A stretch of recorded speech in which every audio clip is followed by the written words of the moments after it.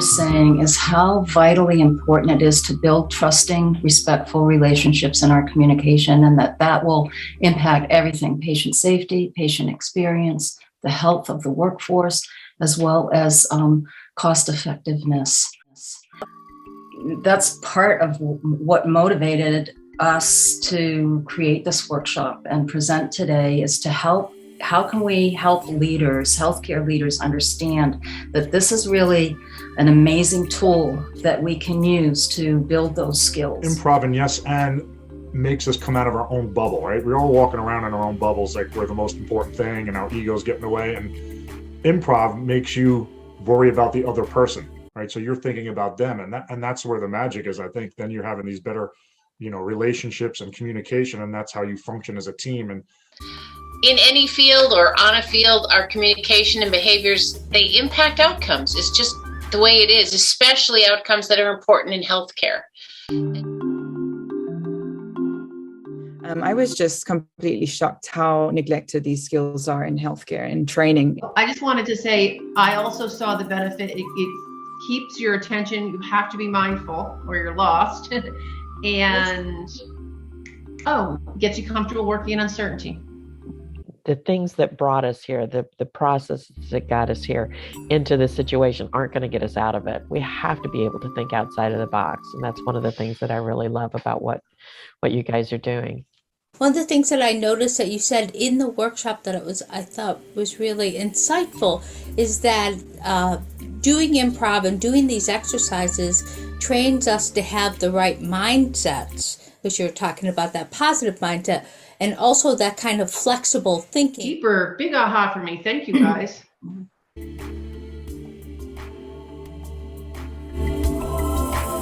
Hey there. Yeah, everyone. I love that. That's great. You just did improv. And we like to show you a little video clip. We have a hospital soap opera. We would like you to focus on what you see as the quality of interactions. The following scene is a dramatization based on actual events. One afternoon, at a busy hospital, we have a nurse rushing around a patient's room. The patient is watching, horrified when the nurse picks up a soiled wound dressing from the floor without gloves. Your nursing staff is incompetent and unprofessional. Wait. There you are. What? No gloves. No gloves. How are we ever going to stop these complaints when you do something as stupid as that? I got in a lot of trouble for not wearing gloves.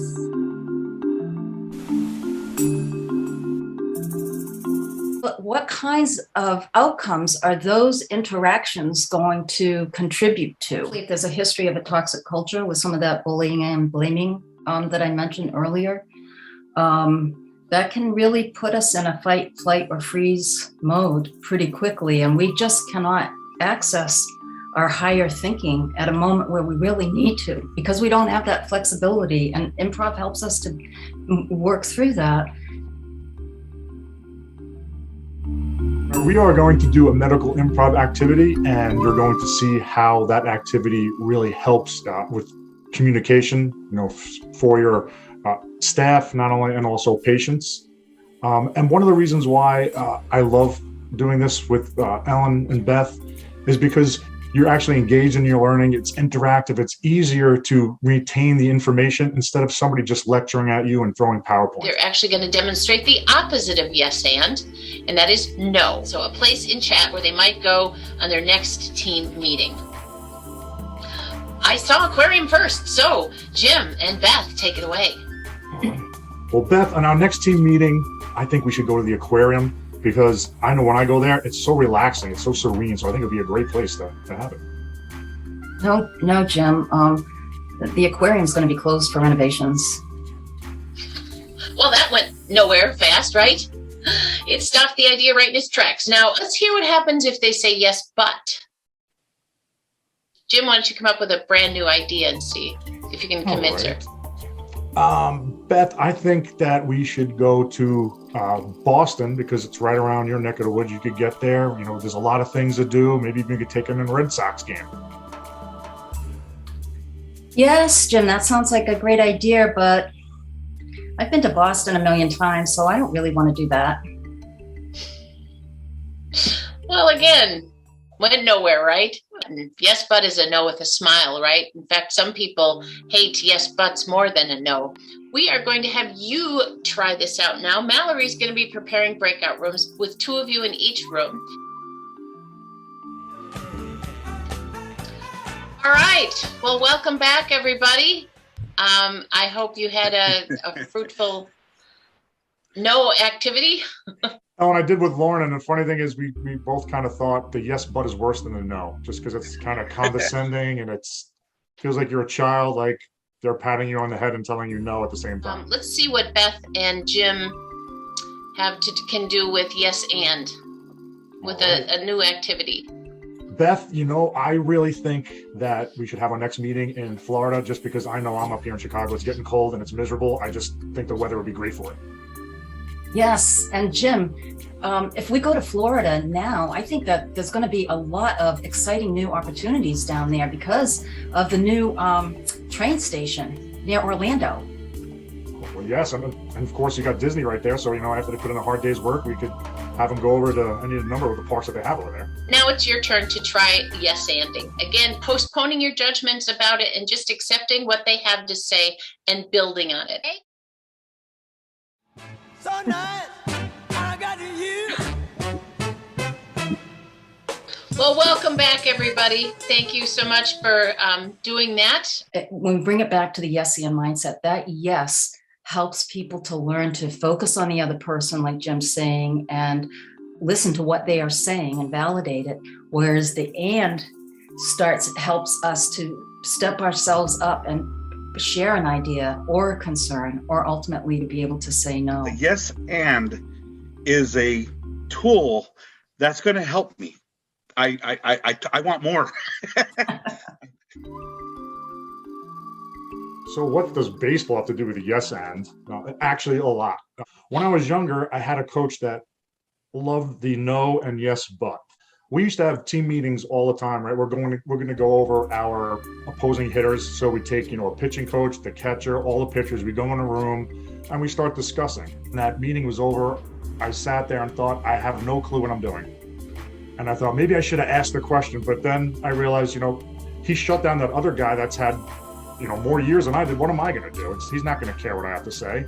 So I went out that series and I did horribly, because I didn't have a plan. But the thing is that it wasn't always like that, because I had other pitching coaches that had that yes and attitude. We'd go into that meeting, and when that guy raised his hand and said, I throw A-Rod sliders, the coach would say, all right, now anybody else? And then we'd all talk about every hitter and what our experiences were. And everybody would come out of there with a good plan, because everybody throws different. You feel heard, you feel respected, right? And feel valued. Say you have a nurse goes up to a doctor and says, doctor, this overtime policy, it's killing me. Can we talk about it? And if that doctor just says, no, I'm busy, well, it's shut down, right? And also that nurse is probably aggravated. She's not feeling respected or heard. And all the doctor really had to do is just say something like, yes, and you know what, I'm a little busy right now. We'll talk about it later, right? And we don't know what the outcome would be. It might still be the same, but at least the nurse felt heard, and there's a possibility of something being worked out. If you have bad interactions, then I think it cascades into more bad interactions. And when that happens, it just leads to bad outcomes. I just realized that the yes and is a bridge, and the no is a break in the road, and yes but is like, whoa, the drawbridge just went up on the bridge, and that really helps me. But in terms of problem solving, particularly right now when we're having a shortage of resources and people, and you have to be creative sometimes with the way that you're able to do a problem solve. Where I really feel that this benefits is in personal conversations and negotiations and arguments even. Life is actually, and especially healthcare, is an improvisational situation. We can't figure out every solution ahead of time. And so to train people to be flexible, like the 20-year-old nurse, to be able to have some sense of confidence in the ability to respond, even if it's unexpected situations. That skill can be used everywhere. I think in real life, much more is improv than we've acknowledged, and because we don't realize that, we haven't invested in training in improvisation, which of course, high reliability is absolutely, and situational awareness is just very dependent on. And just there's a sense of slowing down when I concentrate on yes and, because it doesn't have a hard stop for me, so it makes me slow down and listen. When you've had a lifetime of drop down menus of this or that, if those things aren't the options that you have, then people just shut down. Mm-hmm. And I think some of the beauty of this is to really start increasing the number of synapses that are looking at out of the box opportunities. I thought she was just saying her number. Exactly. Oh, there we go. All right, I'll start again. Oh gosh. Harbor.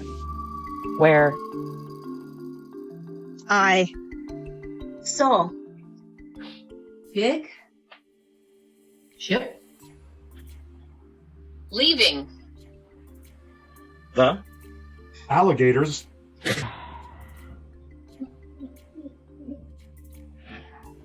On. Top. of boat. Period. And this story unfolds now.